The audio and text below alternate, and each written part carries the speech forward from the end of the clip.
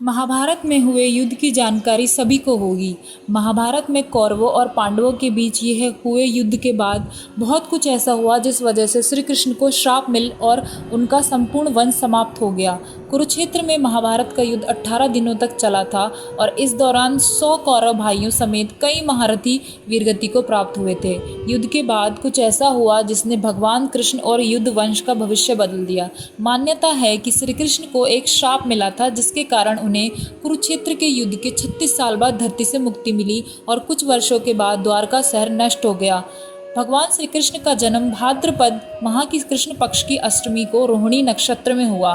वहीं वेद व्यास द्वारा दी गई ज्योतिषीय जानकारी के अनुसार भगवान कृष्ण की मृत्यु 13 अप्रैल 3031 को हुई थी। श्री कृष्ण जन्माष्टमी के शुभ अवसर पर जानते हैं कि भगवान श्री कृष्ण की मृत्यु कैसे हुई है और उनके वंश की समाप्ति कैसे हुई। महाभारत के युद्ध के बाद गंधारी अपने पुत्र की मृत्यु का शोक मना रही थी। गंधारी के अनुसार इस युद्ध में के जिम्मेदार श्री कृष्ण थे। उनका मानना था कि यदि श्री कृष्ण चाहते तो ये युद्ध रोका जा सकता था। युद्ध के उपरांत जब भगवान कृष्ण द्वारका लौटने से पूर्व गंधारी से मिलने गए तब गंधारी उन पर बहुत कपित हुए।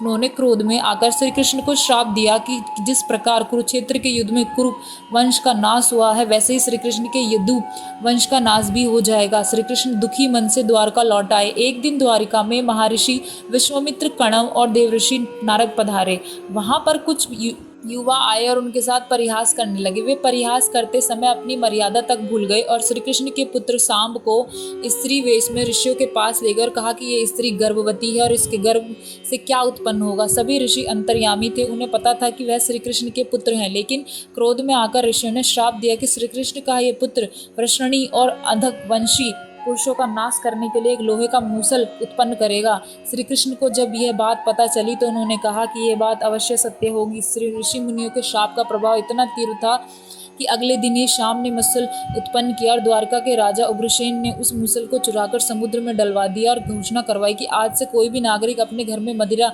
तैयार नहीं करेगा। इसके बाद द्वारका पतन की ओर बढ़ने लगा। श्री कृष्ण सब देख रहे थे। वे समझ चुके थे कि माता गंधारी का श्राप जल्दी सत्य होने वाला है। एक बार सभी यदुवंशी महाभारत के युद्ध की चर्चा कर रहे थे। इसी दौरान सात्यकी और कृतवर्मा में किसी बात को लेकर विवाद हो गया। यह विवाद इतना बढ़ गया कि सात्यकी ने कृतवर्मा का सिर काट दिया।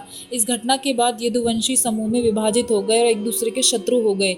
इस युद्ध में श्री कृष्ण के पुत्र प्रद्युम्न समेत कई यदुवंशियों का विनाश हो गया और यदुवंश के नाश के बाद बलराम इतने दुखी हुए कि उन्होंने भी जल समाधि ले ली। लदाओं के जल समाधि लेने के बाद श्री कृष्ण जी एक पेड़ के नीचे ध्यान में लीन बैठे थे। उस समय उस क्षेत्र में जरा नाम का बहेलिया आया हुआ था। जरा एक हिरण का शिकार करने के लिए वहां आया था।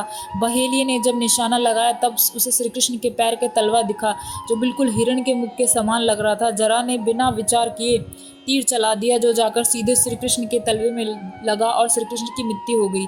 इस प्रकार भगवान कृष्ण की मृत्यु के पश्चात उनके संपूर्ण वंश का समाप्त हो गया।